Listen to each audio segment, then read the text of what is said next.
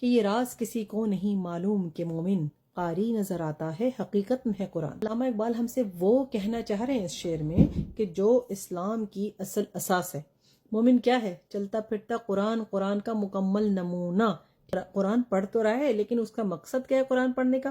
اس کا مقصد ہے قرآن کو اپنے اندر ایبزارب کرنا، ایبزارب کر کے اس کو ریفلیکٹ کرنا، اس کو پریزنٹ کرنا، اس کو ایگزیبٹ کرنا۔ پوچھا گیا کہ رسول اللہ صلی اللہ علیہ وسلم کا کردار کیا ہے، انہوں نے کیا فرمایا کہ تم نے قرآن نہیں پڑھا۔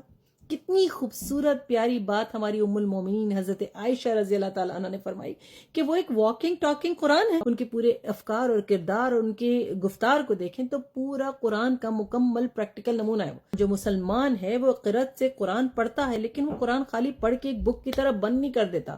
واحد بک ہے اس دنیا کی کہ جو کور ٹو کور پڑھی جاتی ہے، کور ٹو کور میمورائز کی جاتی ہے، کور ٹو کور فالو کی جاتی ہے۔ آج تک پوری دنیا میں ایسا معجزہ کسی دوسری بک کے پاس نہیں ہے۔ اعجاز ہے وہ قاری کو قرآن میں ہی ڈھال دیتا ہے۔ اگر وہ قرآن اسی طرح سمجھا جائے اور امپلیمنٹ کیا جائے اپنی زندگی میں جو قرآن کا ایک تقاضا ہے۔ سوچئے گا کہ آپ قاری ہیں یا واقعی قرآن ہیں۔